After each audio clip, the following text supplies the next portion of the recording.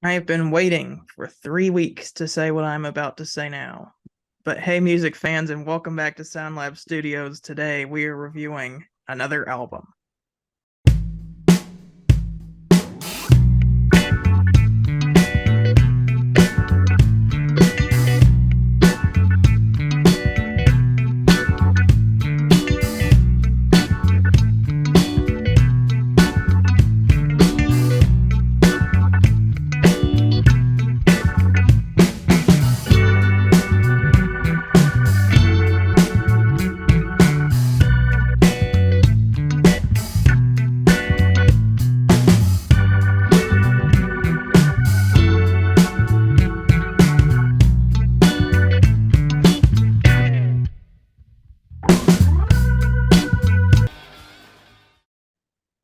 All right, and then the intro starts, and then it fades. Yep. All right, after a little bit of a break, we are back, and we are going to be reviewing the album that we were going to review 3 weeks ago, but we're finally getting to it now. It's Invisible Touch by Genesis. And Bryer is holding up the CD, as you can see there at the bottom. And Nick is showing it on iTunes. Yeah, I don't have the album yet. I have it, so That's all right. That's all right. Nick pretty much has every other album you can think of. yeah. It's okay if he doesn't have one. But Bryer is a big fan of Genesis, and Jason likes Phil Collins, so I thought, let's go ahead and do this one. I know a lot of people we're going to get a bunch of comments like, Peter Gabriel or nothing. Oh, this is the crappy pop Genesis when they sold out to the man. Well, guess what? There's a little song on this album called Domino that would prove you otherwise. But this is Genesis going in a little bit more of a pop direction. Definitely different than if you look at like The Lamb Rise Down on Broadway or even Trick of the Tail from the Phil Collins years. But I think it's still a very good album. It's one of the first ones I decided to get on record whenever I was getting Genesis albums. I actually don't have any Peter Gabriel Genesis albums on record. All I have 4 Phil Collins ones. I got Duke, Abacab, the self-titled one, and this one. But I'm also a big fan of Phil Collins' solo career, but I think his work with Genesis is a bit better than his solo stuff. I don't know if that's crazy talk or what, but I think in the context of having Mike Rutherford and Tony Banks with him, like Phil Collins, I don't know. I just like it better. Probably a little controversial, but I was with someone. I was singing. I was singing to not a singing a Genesis Phil Collins in my head, not in my head, but I was singing out loud a little. And he's like, "You're singing out loud a Phil Collins Genesis song? His stuff is garbage." And I'm like, "Really?" Because after hearing it for a little bit, I'm like, it's not as bad as I thought it was. I never thought it was bad music, but I didn't think it was the best music. But I've grown to appreciate Phil Collins. I think that people hate Phil Collins just because of how popular he was. Just because in the '80s you could not escape his music, and so people are probably just like, "Oh my goodness, I hate Phil Collins just because he's like everywhere." Yeah. I was just going over with Jason that like there's a bunch of people who hate the Beatles because of how popular they are, and I'm not the kind of person. I have controversial opinions. I have the unpopular opinions for the most part. Yeah. But like we would discuss about something, I'm not going to be like, "Oh, how dare you say that? How dare you agree with the masses? You're garbage for thinking that." But yeah, I'm never the kind of person to be like that. I might be like, "Oh, I disagree," but I'm not going to be like, I'm never going to attack people. Here's another thing: is that this album was released in 1987. And I think enough time has passed since then that I don't really hear these particular songs on the radio very often. If I hear a song on the radio that's Phil Collins, it's usually either In the Air Tonight or it's a studio. And so if like one of these songs comes on the radio, because I've heard Tonight on the radio before, I'll be excited because I'm like, yes. But then if it's Tonight, it's usually the radio edit and you don't get that cool part in the middle. But anyway, Jason and Bryer, you guys have any thoughts about this album? Yeah, for me, I mean, yeah. I mean, I've been a big Genesis fan for a few years now. I mean, I'm one of those people who love, doesn't matter one era, well, except for one era. But I love both Peter Gabriel. I love both the Phil Collins era. I love them for different reasons. They're very different, but I love both of them.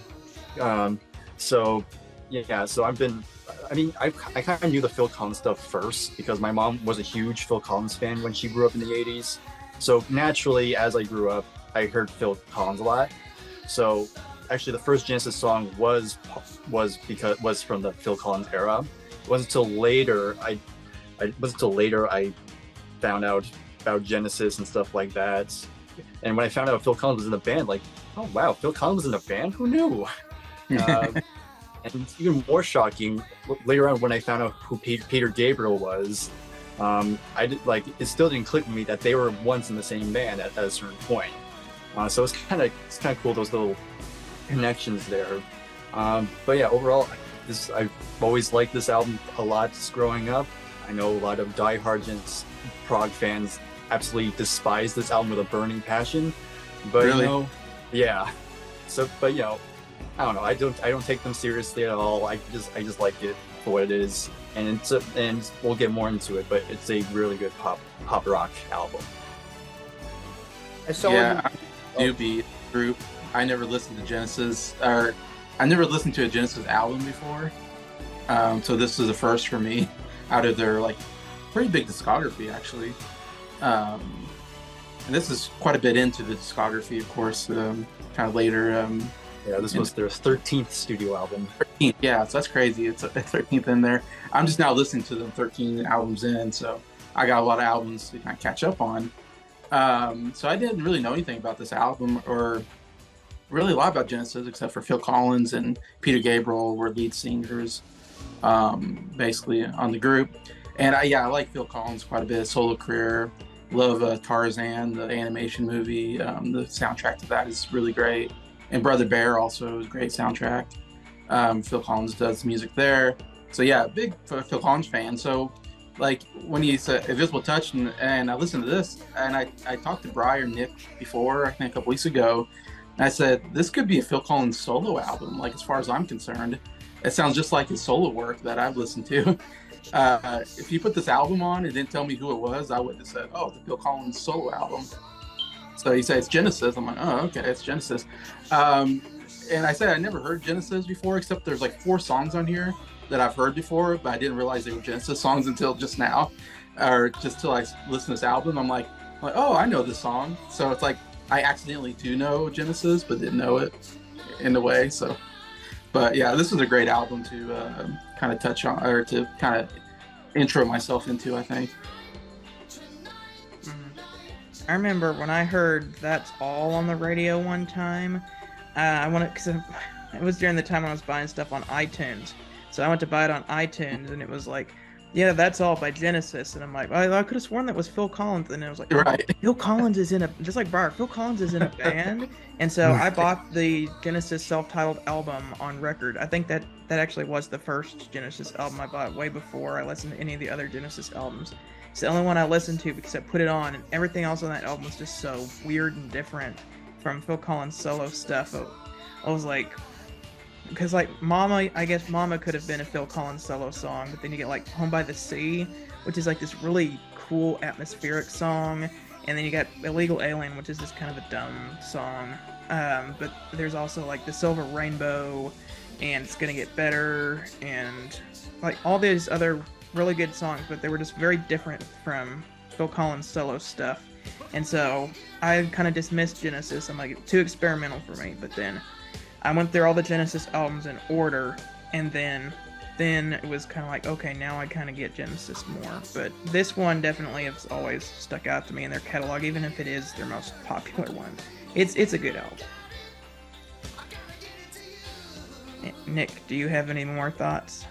My thoughts on Invisible Touch is when I first heard it, even before I even met you guys, I'm like, this is decent. Well, speaking of Genesis in general, when I first heard That's All, I agree. I was like, this isn't Phil Collins. It's interesting. It got a bit overplayed. I got really annoyed of it, but I quite like it now. After some of the radio play songs, I don't like, but then I'm like, I end up listening to them individually and be like, this isn't as bad as I thought when you told me to listen to it again for the review's sake, I'm like, you know what? It's actually a really good album. I don't know why I gave it such a hard time when I first heard it. And this is coming from someone who didn't listen to the previous. Well, I heard Foxtrot afterwards. You guys introduced me to it, and I'll get into Foxtrot when we get to it. But I much prefer. I'm much more forgiving of Genesis Phil Collins stuff now than I was before. All right, let's go ahead and dig into the tracks if you guys are all ready. Yes, I am. Do it. All right, we are going to open up with the title track, Invisible Touch. Really great starting to the album.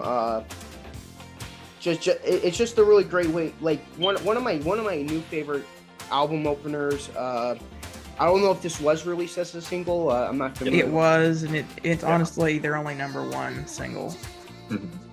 Well, I'm glad it went to #1. It's a really good way to start off the album. So, yeah. This was this, like Garrett said, this went #1. It was actually #1 on the charts for 3 weeks.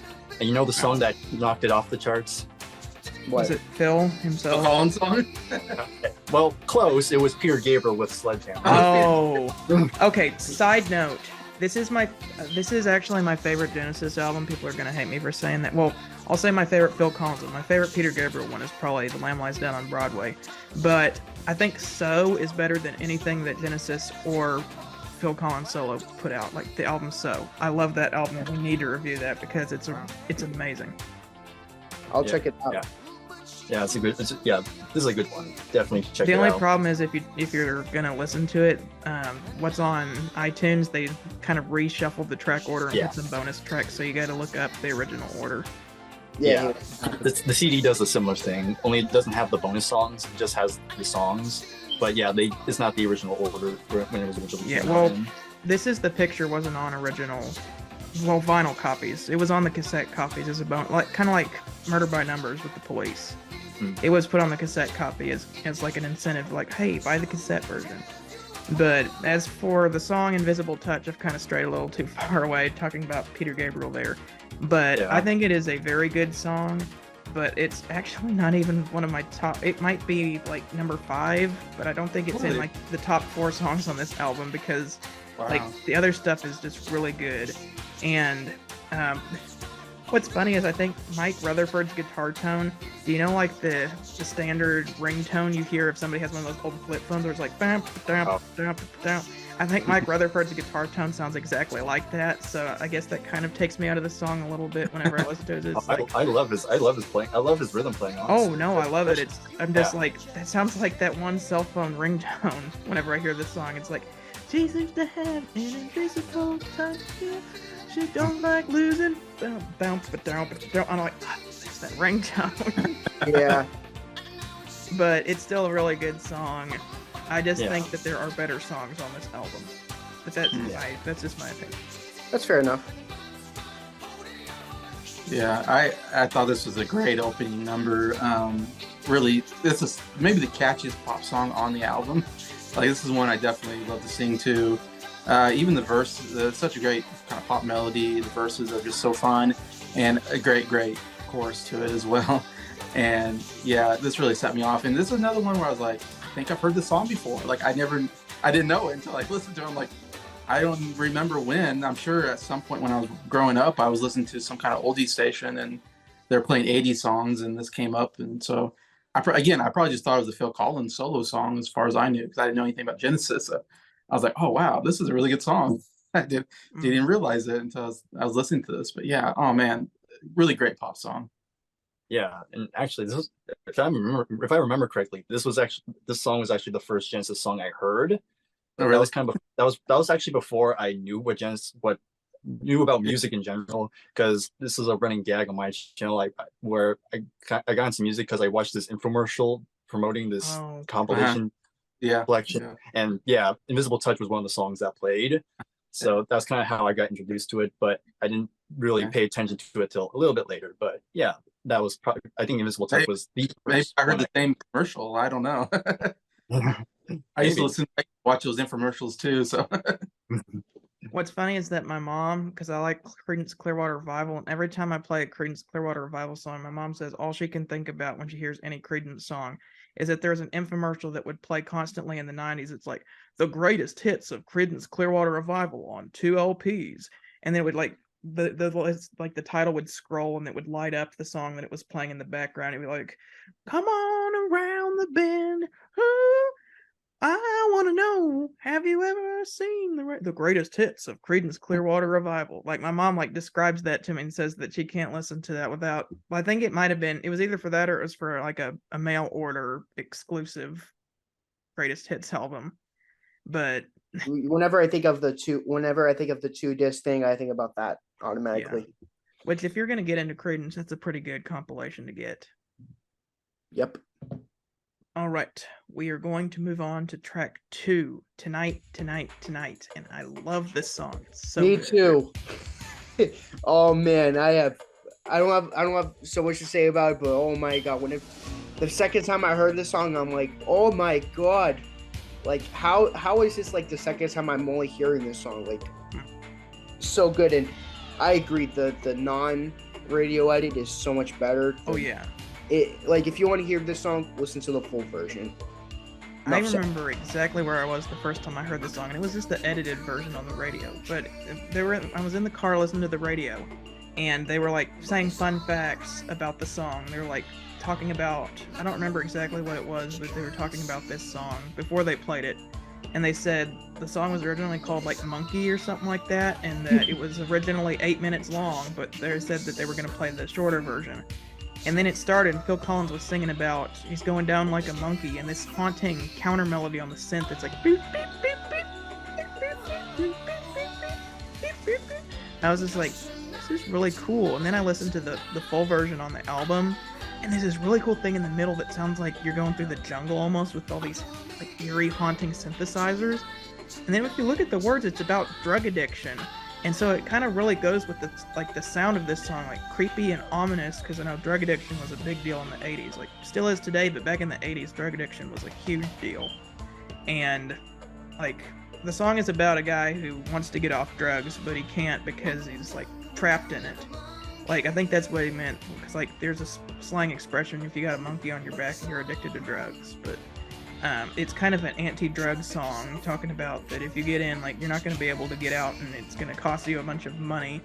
And like there's even I think the bridge is like him singing directly to either the drugs or the drug dealer. It's like, you keep telling me you're going to help me, but you won't. And so I don't know, that particular part in the song is especially powerful whenever Phil Collins comes in, because it's right after that long instrumental section, and then Phil Collins just belts it out. You keep telling me you're going to help me. You're gonna help me, but you won't. Anyway, really cool. And then there's a little foreshadowing, because he says, now I'm in too deep, which is another song on this album. But anyway, this is, spoiler alert, this is my favorite song on the album. Well, yeah, that pretty much sums it up. That's pretty much everything I was going to say. Well, I'm going to disagree with you guys then. I love when I will say though, it's not my favorite song on the album. It's not my favorite song on the album, but I still enjoy it though. Yeah, okay. I love when we say a lot about one person says about a lot of the song, and then we're just like, oh, that's what we were thinking. Yeah, I just had to go on a long talk about that song because it's my favorite one. I'll let you guys talk for longer periods of time about the other ones, but this one is just, it's just so good. That's fair, because when we get to the Who Sellout, which that's gonna be our next video, there's gonna be like one song I'm gonna be talking about a lot, and you guys are gonna be like, yeah, I agree with that. And oh yeah. There's gonna be like a couple of songs where it's gonna be like that, so. Maybe like relax or something. Relax and Armonia, City in the Sky. Those two songs. Yeah. Armonia, City in the Sky. Okay, you're making me want to listen to that album again. All right. If there is nothing else we have to add, is there? Well, bro, I need to add my part because I disagree with you guys. Oh, what? Oh, okay. Okay. This is almost a good song. It's like 3 minutes too long. Like, I would cut out like 3 minutes of song. It might be a good song. Check out the radio edit, Jason. There is one. It's only 4 minutes long. Okay, I was gonna say if it was 3 minutes shorter, I think I would like it. It's just dragged on. There's like a whole section where it's just instrumental, I think, and I thought for a minute the song switched over to another song, and I had to look at my thing and go, oh no, I'm on the same song. I'm like, and it's still got like 3 minutes left of the song. I'm like, oh, I thought the song was over, and I looked at it. I'm like, oh, what's going on? And then he starts singing again. I'm like, oh, okay, he's singing again. Like, okay. I thought that was like I thought I was in the outro music part of this song. I was like, oh, this is a long outro, and I'm like, oh no, this is just like a middle part of the song. But I do like the chorus. The chorus is the best part, and almost that's what kind of, like I said, if a shorter version, I would like it just because I like that chorus so much. The tonight, whoa. Like, it's a simple chorus, but Collins is such a great vocal. He's one of my favorite singers all the time. Just his voice. I love his voice, and he can just sing about anything. It just sounds so great. He has that kind of voice. Yeah. You know what you can do? If you want to listen to this album again, you can make a playlist. But you can substitute, because the radio edit is on an album, the greatest, it's called Turn It On Again, the greatest hits of Genesis. You can swap it out, and it'll be like you're listening to the album, but it's the shorter version. Yeah, but yeah, I totally get it. Like, yeah, I mean, like I said, it has such a great hook there in the chorus that I can see people liking it more than me. I don't hate it. I just kind of like in the middle on it. Yeah. All right. Yeah, I think all three of you are kind of a good culmination of my thoughts on the song in general. I pretty much enjoy every song. I do enjoy every song on the album. But yeah, there's a lot of great stuff about it. This is kind of them really showing that their prog side of them hasn't fully left them. And like Jason's mentioned, this has one great Phil vocals, like his grit he's putting into him, a lot of emotion he puts in his singing. And I like Mike Rutherford's guitar work again. Again, he's not like the most flashy guitarist. He's kind of more like a textural type of player. But you hear his licks if you listen close enough, and he just has really great licks. Like the atmospheric dive bombs that he does, because he'll like. Yeah, exactly. And it's like that, those little things. Yeah. It's just a second long, but it's really impactful. Yeah, exactly. But I will agree with Jason. I do think it goes on, that little middle section maybe goes on a tad too long, but I still enjoy it regardless. And funny enough, it's not even the longest song on the album. No, there's a longer one. Yeah. Oh, there is a good in-between version. If you watch the music video includes the instrumental section, but it's slightly shorter. Yeah. So the music video version might be Bryer's preferred version, and then Jason, the radio edit might be your preferred version. But Nick and I are gonna take the full 8 minutes because I don't know. It just sounds like you're going through the jungle with like the drums, and then this synthesizer sounds like a machine. It's like don't, and then just imagine like Phil Collins walking in the rain in like a trench coat, like a drug dealer like stalking him behind him, and he's trying to get away from. I don't know. Not like that, but after being a Pink Floyd fan and a Rush fan, I get used to long songs like this, which is not even that long to be honest, compared to like songs like 2112 or Shine On You Crazy Diamond. Yeah. All right. Track 3 is Land of Confusion. Another great song. Yeah. Another one. This was definitely another one of my favorites. A good rock song on here. This was actually the third single on here. Just starts with that great guitar riff by Rutherford. Of course, he actually wrote this song. And again, you have Phil again with his great rock vocals on here, and lyrically is also really good because it kind of talks about the political landscape, especially during that time. Cold War. Of course, a lot of that stuff can still be relevant today. And I just really love the bridge to it, kind of groovy. Little groove to it, which I really enjoy to it. And a little side note, the sleeve for the single is actually a parody of With the Beatles album cover, except with puppets. Oh yeah, I gotta mention that. Can I pick it from there? You guys, if you have not seen the music video for this, watch it because it has the members of the band as Muppets, and it has like Ronald Reagan as a Muppet.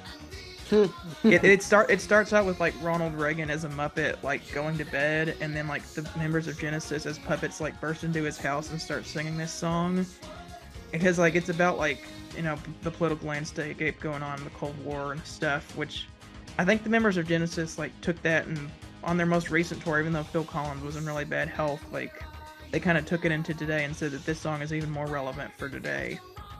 But I really like this song. It's another one of my favorites on the album. Very catchy. I quite like it too.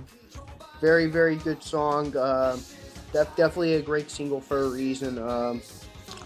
I'm not gonna go into where it ranks on my top 5, but it's definitely a top 5 from the album. Yeah, great song. Another great, like Bryer said, like rock pop sound. I don't know. It definitely like has an 80s sound to it. I think, and the whole album does, obviously, because it's like in the 80s, and somehow you can hear it when you listen to it. You're like, yeah, there's something about the drums. I really like the drums, but something different about the drums. I'm not sure there's some kind of effect on the drums. Oh, it's a drum machine. Okay, that's it. Phil Collins isn't actually playing. It's a machine that he programmed to, which a lot of people give Phil Collins a lot of hate for that, since he's a good drummer and he's using a machine. Yeah. But that's how Phil Collins writes a lot of his songs, is he'll turn on the drum machine and he'll just start improvising, singing, like just whatever pops in the top of his head to that drum beat. Okay, yeah, it didn't sound like, real drums, I guess. Okay, that makes total sense now you said that. And I feel like there's a lot of synthesizer throughout this album as well. I know that's kind of like an 80s thing, maybe. I don't know. It definitely had like that feel to it. But yeah, it's another song that I was like, I know this song. Like I was listening to it and I was like, oh, wait a minute. I've heard this song before. Maybe on the radio, maybe on an infomercial. But yeah, that was really cool. That I was like, oh man, yeah, I'm just like discovering that I know these songs. And that's kind of cool. And I was like, yeah, it's a really great song. I love the too many problems or something like that. Kind of the chorus area of it. And yeah, the music video is like freaky, I think. It kind of freaks me out, but yeah, I think it was kind of designed that way. I think so. I gotta like a watch the video now. action cartoon. Now you guys making me want to watch the video now, because kind of freaky looking puppets. It's definitely unique. Yeah. Okay. I can just imagine them playing that on MTV. You're just watching Thriller or Video Killed the Radio Star, and then Ronald Reagan as a puppet is going to bed like with a gorilla, and like puppet Phil Collins breaks into his house and just goes like, well, did you hear the news today? Anyway. All right, one more song on the first side. It's In Too Deep. This is the ballad of the album. Yes. I'm just gonna come and say it. I'm just gonna comment. I love this song. I don't know if I said this on the channel already, but I'm a sucker for ballads. So yeah, this was up my alley. So much so, I actually bought this single for it. Hey. Oh, cool. Yeah. I'll go more on this particular single in a sec, but yeah, I love this song. I love ballads. Phil's always been very good at writing ballads. I always liked his vocals on them. Love the keyboards from Tony Banks on this one. And again, like Mike's guitar licks, those little licks he throws in, just really cool and memorable. It's very simple. It's not much to it, but it's very simple. It's very simple. There's not too much going on into it, but I don't know. I just like the emotion behind it. So yeah, I love it. It's pretty good. Probably my least favorite of side one, but of course, with amazing tracks, you're gonna have to have a least favorite. And if I had to pick a dishonorable song, this is probably the one song. But I'm not gonna be like, oh, how dare you say that, Bryer? I'll never think of you the same way since you don't agree with me. Yeah. It's decent, but it's not the best song on the album. To me, it's the weakest song on the album. I get it. I definitely like this song. I'm more with Bryer. This is a great song. Like, it's not flashy or anything, but you can tell that Phil Collins is definitely pouring a lot of heart and soul into this song when he's singing it, and I like the keyboard sound on it. Yeah, I love this song. I'm with Bryer, and yeah, Garrett. I love ballads. This is a great ballad. One of Collins' best, I think. His vocals are so good on here, and it's just a beautiful song. And why I love Collins so much is this kind of music. He's great at the upbeat pop songs for sure, but when he sings like this song or "You'll Be in My Heart," "In the Air Tonight," those are the ones that kills, I think, for me, and I just love Collins for that. It's another one I knew when I heard it. I was like, oh, I know this song. This is must be a radio hit because I knew the song as soon as I heard it. It is a very good song. We are going to move on to side 2. The first track is Anything She Does. I really like this song. It's probably my favorite song off the album so far. It managed to beat out tonight. When I heard this song again, I'm like, wow, like I can't believe I put this song off for a very long time after the first time I heard it, but I really like it. It's definitely a really good song. Definitely a song I would recommend if you never heard the album before and you're like, hey, what song should I listen to from this album? I'd be like, Anything She Does. That's one of them. Which, yeah. What's interesting about this song is that whenever Genesis went on their Invisible Touch tour, because they had the horn section, they couldn't play this song live. And so whenever the members of the band were going on stage, they had it playing in the background with a video on the screen of like this goofy security guard trying to keep people like out of the Genesis concert. He's like, welcome to Genesis Invisible Touch World Tour. You can't get up on the stage. And like people like trying to sneak past security. Kind of like the Beatles in A Hard Day's Night where they're all trying to like flood the Beatles. But it was kind of like they played this song as their intro video, with their intro video. Yeah, so going off other things that I like about this, because this is another song I also really enjoy.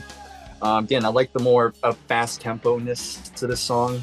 It's very cool. And I like the horns on this song because I looked it up and actually the horns were actually done on a sense. They were Really? real. Yeah. So yeah. But it still sounds good. Still sounds good though. I liked it.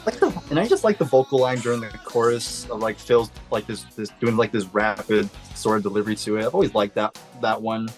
When people talk about this album, they usually say that this is one of the weaker songs on the album, but I don't agree with that. I think it's a really good rock number here.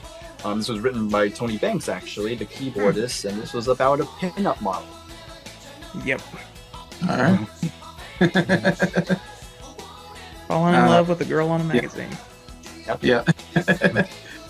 Yeah, this is that's funny. I was just now thinking like those first 4 songs, I'm pretty sure I've heard them all before. The second side, I've never heard these songs before. So first side's really good. Like that's a great first side.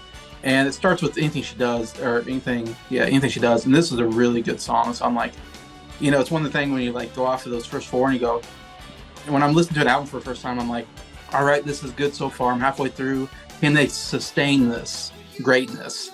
And it's nice when you get a song like this I've never heard before and go, okay, they're still going on with good songs on this album. They're still continuing on with this great, pop album. And it's definitely, I think, the second, maybe most catchiest like pop song on the album. I like that. Yeah, really, really great song. That's what I thought when I first heard Revolver for the first time. Like, yeah. How great the first side was, and I'm like, I don't think the Beatles could possibly up that. Then I hear Good Day Sunshine, which I'm not as crazy about as now, but I'm like, oh wow, they're keeping the flow, and that's what it reminds me of. Is like it's the Beatles Revolver album when I first heard that album. I'm like, if you can keep the energy going through the whole album, like a good album is an album where even the songs that aren't made to be like the big hit are still good songs. Yeah, exactly. Yeah, even like speaking of that, Dr. Robert is a good example of that. Like, even though it's the weakest song on Revolver, I still agree. Even though it's the weakest, it's still quite good. I'm like, yeah. I'm like, that song. Well, that's a new better man. He helps you to understand. Well, that song, I don't know. I just laugh at that song every time I hear it, especially the line "Take a drink from his special cup," just because I know what the song was written about. Yeah, like their dentist slipped some drugs in their tea one time or something like that. Yeah, Steve Trip. And that was kind of like their tribute to him for doing that. I don't know, but it's anyway. As for the Genesis song, though, it definitely keeps the momentum going and is a good way to open the second half of the album. Yeah, I always like when an album opens with a catchy, upbeat tune. I always think that's the best way to open up a side, in my opinion. But Yeah. All right, now we are going to get into the grand epic 2-part Domino. Yeah, this is the I longest song. love this song. The longest song. I love this song. And Garrett, it was either Garrett or Bryer that said, it was Garrett who said it, that any like thing that people had against the Phil Collins era, this song dismisses it. I agree. This song's a masterpiece. I didn't want to spoil it now, but it's my favorite song off the album. That's how great it is. that was Tonight. Tonight, I think would probably be his number 3, I'm guessing. Like one on it. Yeah, Not gonna spoil it. This is Genesis getting their prog on again. It starts out as just kind of a catchy little pop number where they're just like, here in the glow of the night. But then when you get halfway through, when you get to the last Domino part, and it's just like they're just speeding up, and it's just getting gradually faster and faster. Well, I don't know if it's actually getting faster and faster, but it's getting more urgent at least. That you can tell that it's building, and the music just keeps building. And then Phil Collins is kind of like painting this picture of like these events that are going on, and then whenever it gets to like it's building to something, what it's building to is that line, "Oh, you gotta go, Domino," and when that comes in, it's like, wow. So, really great song. The first time I heard it, I was like, it's too long, but then like the more I've listened to this album, the more this song has grown on me because it is very epic. This and Camera Eye by Rush. Yeah. I was the same way about the Camera Eye. I would like always skip that song then. Like the more I listened to that one, it kept growing on me. I'm excited to do moving pictures. As just wanted to add that. I was listening to that song on my new sound system earlier today, and it was something else. It was. How about Vital Signs? That must have been great. Actually, I only listened to the first half of the album, but I need to finish it. But Vital Signs is my new favorite Rush song, so that's why it's pretty cool. Hopefully. All right. Hopefully so. All right. Yeah, on Domino, I didn't really care for the song, and you guys are saying it's a prog song. It sounds like, and Tonight's more of a prog song. Is that what you guys were saying? Yeah. And so I'm not hearing about those songs. Maybe I'm just not a prog guy. I don't know. I don't know if that's why. They're definitely the most like experimental songs on the album. Definitely not your typical pop song. Yeah, because I'm loving the pop songs on here a lot. Like really great pop songs and ballads. These two, of course, are the longest ones. Maybe that's why I get kind of tired of them. When this one goes on for 10 minutes, and you're like, okay, when did part 1 stop, and when did part 2 begin, and why is there 2 parts in one song? Not to say it's a terrible song or anything. It's just like I could take it or leave it kind of song. Yeah, this song was kind of a grower for me as well. This one took me quite a while for me to actually appreciate it as a whole because, it is a 10-minute song. But once you kind of develop that ear for it, then you start appreciating all the different segments, the different parts to it.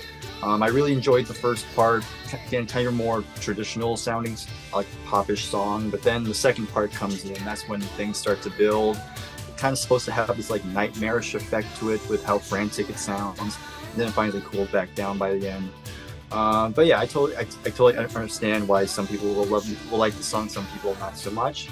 I'm kind of more in the middle of it, but still, it's very enjoyable. I enjoy it. Like I said, I enjoy every song on here. So, very good one for me. I feel like you said was it Queen 2 was like a prog album? Yeah, it has more elements to it. It has more. Yeah, I didn't care. That was my least favorite Queen albums was Queen 1 and 2, and so I'm trying to think. Maybe I'm just not a prog guy. I don't know. People also say like No Answer by ELO and ELO 2 are kind of more prog albums. Right. Yeah. Yeah, you would not like King Crimson then. Jason would not like the album Thick as a Brick because the whole album is one 45-minute song. Yeah. I don't really like that album too, and I really like prog, so if I don't really like it, then Jason will hate it. Yeah. I probably won't. No. Yeah, I wasn't too crazy about it, so if I'm not crazy about it, you're gonna be like, what the hell is this garbage? Oh, I Yeah. liked it just because, like, I don't know, the musicianship on it was good, and B, like, you can just like, if you're getting bored of the song, you can just sit and read the newspaper. I Anyway, know. That's great. anyway, okay. I do have to buy the vinyl copy though, not for the music, but Yeah. just the coolness of it. Just for the vinyl, yeah. The cover. I saw Bryer show it off, and I'm like, you know what? I gotta buy that. Yeah. Not Alright, their yeah. best cover though. Oh, the cover is okay. It's Yeah. cooler on the record because the hand is like embossed. You can't really see it through the camera, but it's like embossed and it's sticking out a little bit from the record sleeve, and it looks really cool. But unfortunately, you can't see that through the camera. It's- Living in the fish islands, caught in the camera eye. Okay, throwing it all away. Yeah, It's another really ballad. good. Yeah. At first, I was gonna say it's alright, but I'm starting to remember it, and I actually really like the song. Nice follow up to Domino. Not as good as Domino or the song before it, anything she does, but it's still really good. Yeah, it's another ballad, but we already established what I think of ballads. So, I love this song. This is another one of those songs where when people talk about this album, they usually say this is the worst song on the album. How But can this you is say one of this is the worst song on the album? I have no idea. Hey, It's I a have great no idea. song. No way. Yeah. I love this song. I love Rutherford's guitar melody in the beginning, just that da da da da da da. Like I just Yeah. love how that sounds to it. And again, Phil's vocals on here just really stand out, and especially during the chorus when he's just belting the "throwing it all away" line. Like, just absolutely love it. Especially when Tony Banks comes in with keyboards on it. It's just, oh, I love it so much. It's just a very great song. I think it's one of those songs I think that doesn't get talked about that much, but I love it. So it's one of my favorites. And like the verse melody is just so good when it comes in. Like, need I say I love you? Need I say I care? That little care. I don't know. Yeah. That little. Yeah, I just know like you're that. talking about now. You know what? Now that I'm really thinking about it, I agree with Bryer, and it's an amazing track. I don't know why. Yeah, sometimes I listen to so much music. Sometimes I forget how some songs go. I was just going over how like an entire Pink Floyd album is very forgetful, and forgettable. And this song, now that you guys are mentioning it, it's actually really good. So, yeah. Chorus is great. Phil is giving it his all again vocally. Of course, he always gives it all, in my opinion. But He's not throwing it all away. you guys say about it, Jason.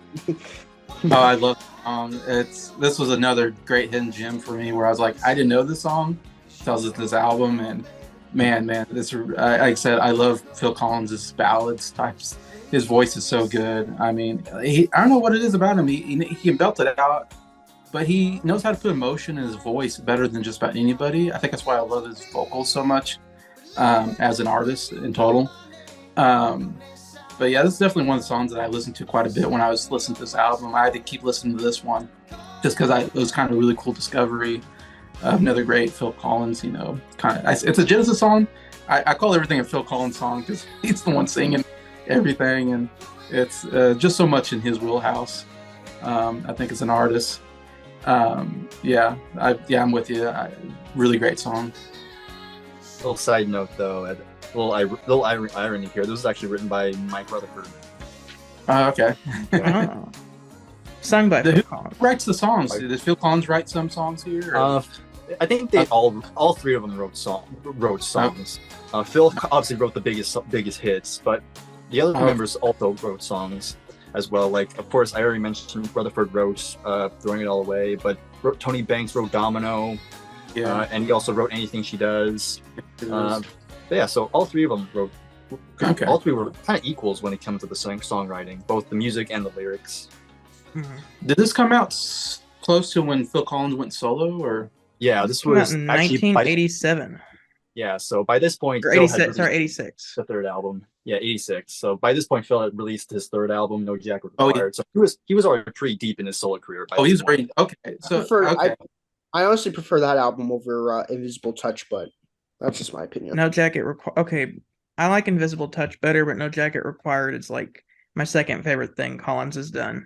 The only reason why I say that is because my dad has the record and we listened to it, and I was really stunned at how great it was. So it's a little bit of a bias for my taste.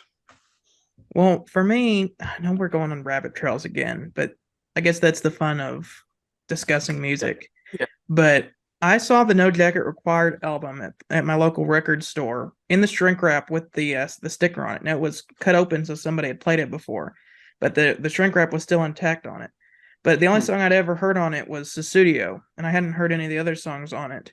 But I heard it was a really good Phil Collins record because I don't remember where I saw it, but somebody had put a comment in one of the YouTube videos that I was watching that No Jacket Required was the record that like everybody had, even metalheads and like punk rockers, but they would like hide it away because they liked it, they just didn't want anyone to know that they had it. So I'm like, okay, so if everybody likes this album, I should probably get it, but I'd never heard any of the songs other than Susudio.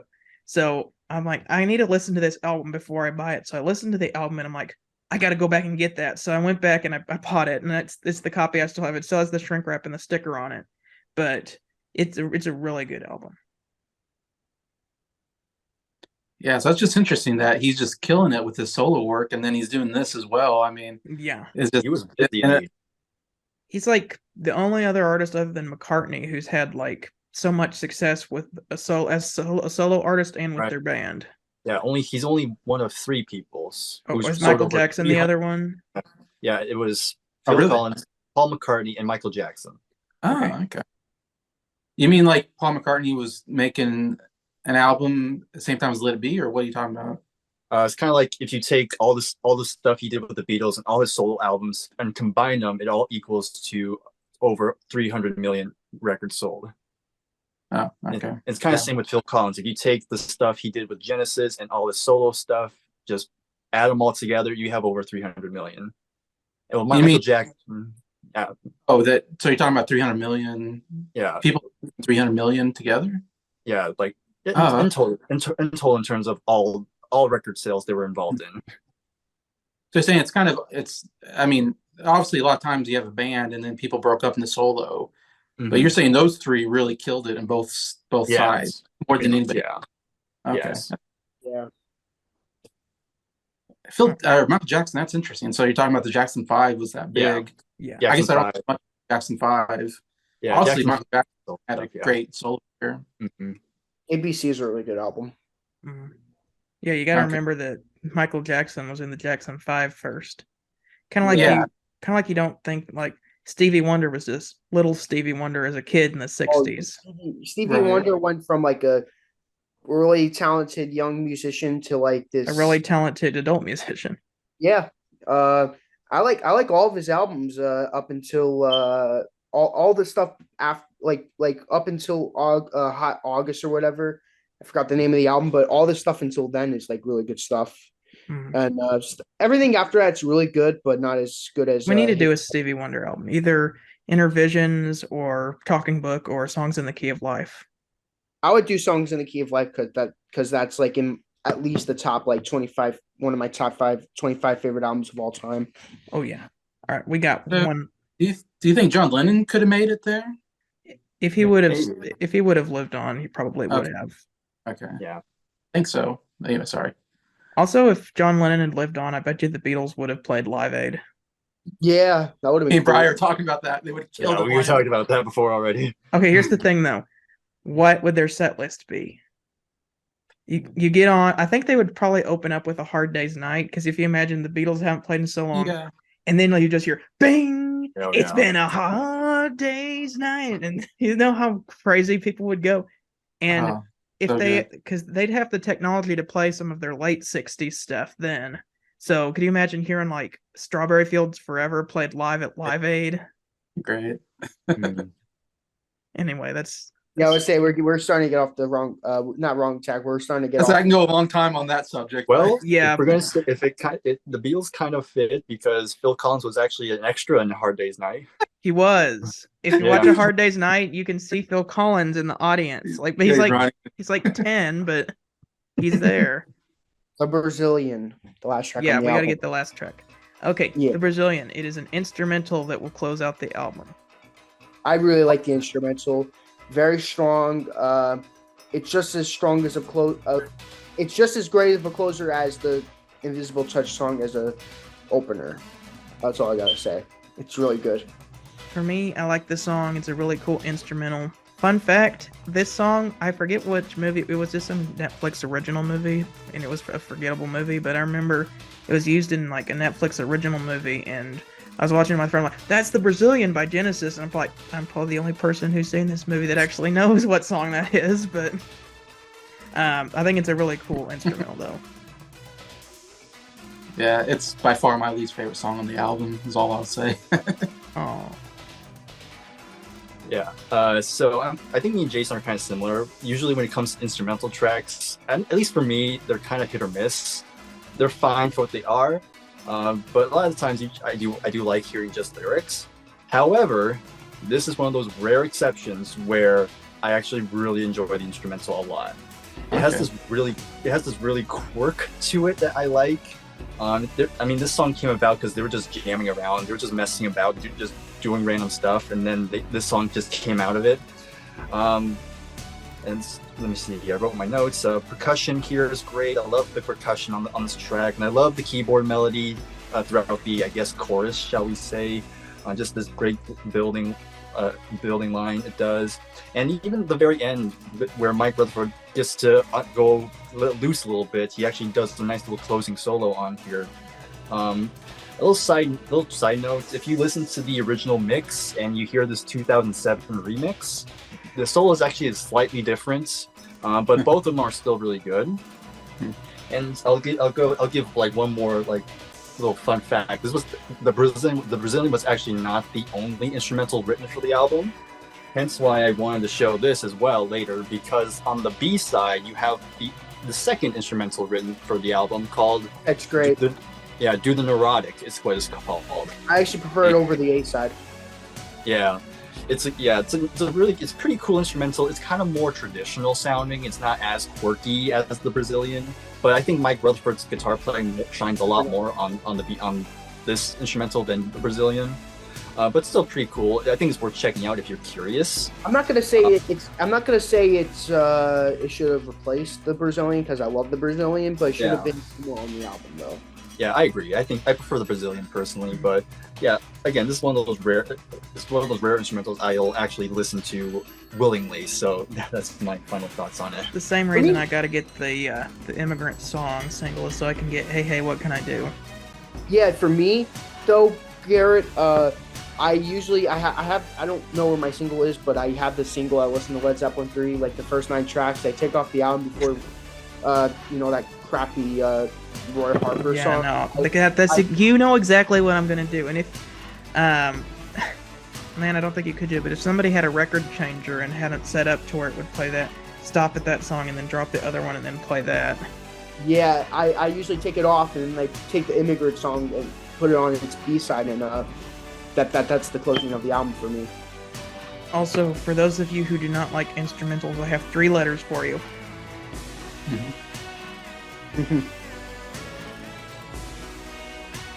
I don't know if you could, if you're a Rush fan, you probably know what that was, but YYZ, right? Yeah. I'm so confused. That was for Rush fans, the Rush fans out there. You'll get there one day, Jason. No worry. One day. Yeah, they converted me into a Rush fan, so it's possible with you. All right. We're now going to get into top 5 tracks, and Nick, I'm going to steal your idea. We're also going to do dishonorable mention for Thank you. your least I was favorite. so hoping. It's not stealing. I was really hoping. Nick started doing that on his reviews on his channel. I'm like, oh, we've got to start doing that because they're like, Don't Just Stop totally would have gotten dishonorable mention on the cars, even though at the time of this video, I haven't put that video out because it got copyright blocked. I've got to re-upload the video, but... Oh, really? We haven't had... Oh, okay. Yeah. Anyway, I'm probably going to do that right after this video, but top 5 and dishonorable mention, and then we'll do that, and then we'll do final score. So, all right, top 5. Who would like to go first? I'll let you go first. Okay. Number 5, The Brazilian. Number 4, Tonight. Number 3, Throwing It All the Way. Number 2, Anything She Does. And my favorite song on the album, Domino. And my dishonorable track is In Too Deep, which even though that's a dishonorable track, it's not a bad track. And my album rating will be an 8 out of 10. All right. I guess I will go next. Number 5, I'm going to go with Domino, epic long track. Number 4, I'll go with Throwing It All Away, great ballad. Continuing on the train of thought of ballads. Number 3 is In Too Deep. And number 2 is Land of Confusion. And my favorite song on this album is Tonight, Tonight, Tonight.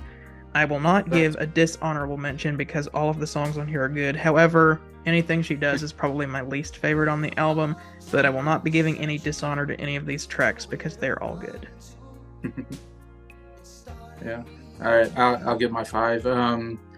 Number 5, I've got Anything She Does. Number 4, I've got Land of Confusion, which I don't think anybody's mentioned that. I don't think, but I think that was my number 2. Oh, it's 2. Okay, never mind. So good. Okay. Number 3 is Invisible Touch, which I feel like anybody has put that very high on their list so far. Number 2, and my top 2 are the 2 ballads, of course. Number 2, Throwing All Away, and number 1, In Too Deep. Absolutely love this song. Sorry, I put it as my least favorite. I know. I was like, wow, we were totally opposites on this thing. Yeah, fair enough.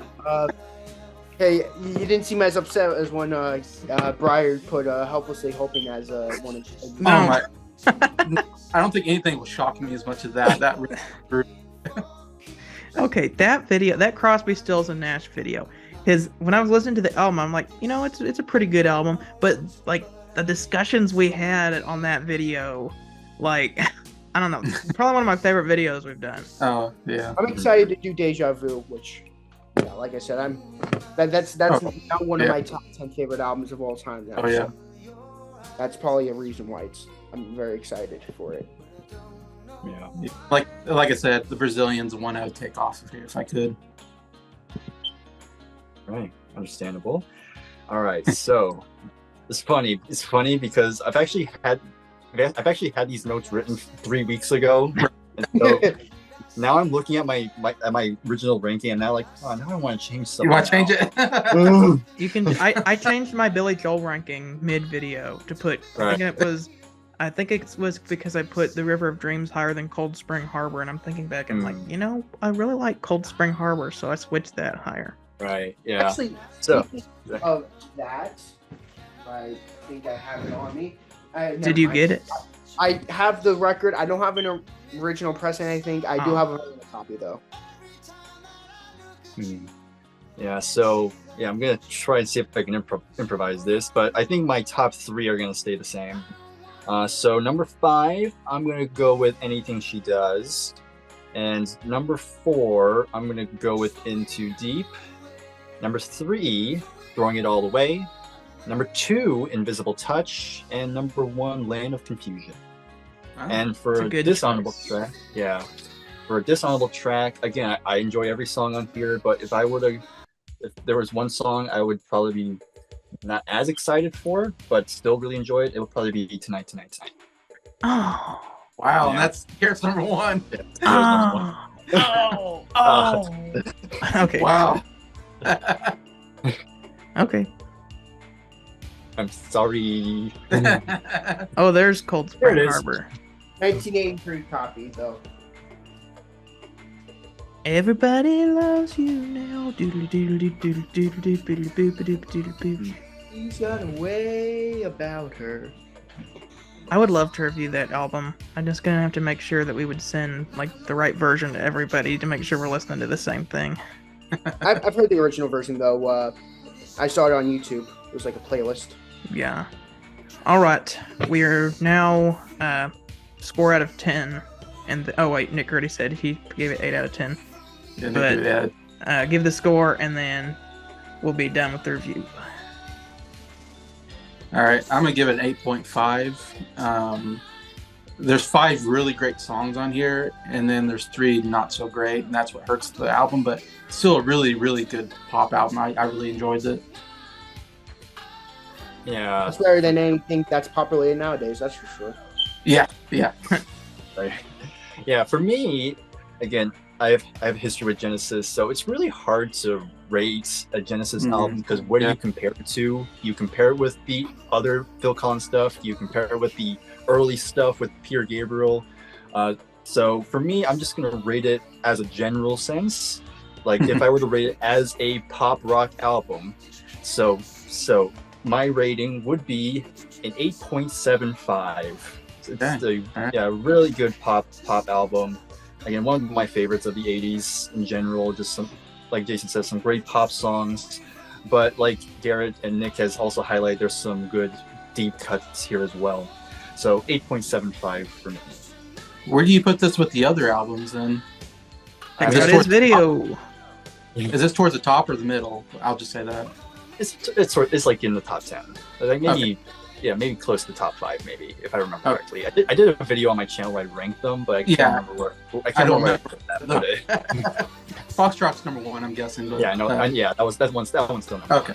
What? I could have sworn it was either Genesis to Revelation or Calling All Stations. Those are so hard to pick from.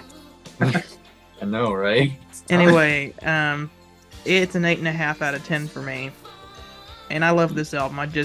For me, I always grade things very conservatively because I don't want to say very many albums are a perfect 10 out of 10. Right. I used to say I would only rank one album in existence a 10 out of 10, but I think I'll expand that maybe to like 5, my top 5 records. And I need to change that because whenever I did my Boston debut album video, I gave it a 9.75. The Boston's a 10 out of 10.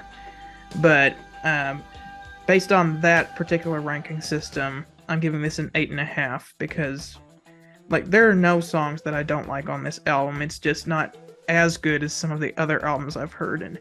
And for example, Nick, I gave, and we haven't done the review yet, so spoiler alert. But I gave the Village Green Preservation Society an 8.75 out of 10, and you know how much I like that album. Yeah. And for the longest time, I gave Can't Buy a Thrill by Steely Dan an 8.75 out of 10, but it's bumped up to a 9. But I'm just more, I don't know, I don't want to be like, everything's a 10 out of 10. I try to avoid doing that. Yeah. But I try to reserve my 10 out of 10s for at least my top 25, 25 albums that I'm like, these albums are perfect, like Revolver. Even though there are some tracks I'm not as crazy about, I still think as a whole, I think it's a 10 out of 10. Just because of Dr. Robert being a not as great song, I'm not gonna dock it down. I can't dock down an album that has Eleanor Rigby, Taxman, Tomorrow Never Knows, She Said, For No One, and you get the idea though. Speaking of which, we need to start doing Beatles reviews sometime. Yeah, we gotta go chronologically too. Yeah, we haven't done that. We gotta see their evolution. But first, we gotta start with the Led Zeppelin album reviews, which we'll hopefully be getting on soon. And I also want to start doing the Eagles albums because all of them are great. Not that, but on my channel too, I'm doing individual artist reviews with one person. Jason, I'm doing Simon and Garfunkel. Garrett, I'm doing Cream. They only had 4 albums, which is convenient. And me and Bryer are going through the entire Bird discography, which is 12 albums. Oh wow.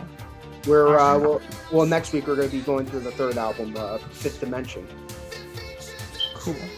All right, thank you guys for watching our Genesis video. We will see you again next week with, I believe, the Who Sellout. Picking up our Who reviews. We got the first 2 up. Although we haven't had this particular crew review the first 2 Who albums, so once we get to Who Are You, we might circle back around to My Generation. But we got to do Magic Bus as well with all 4 of us. Yeah, but we only did it with the 2 of us, which I don't mind because I love that album. I don't mind. All right, thank you guys for watching. We'll see you next time. Peace out. Stop button.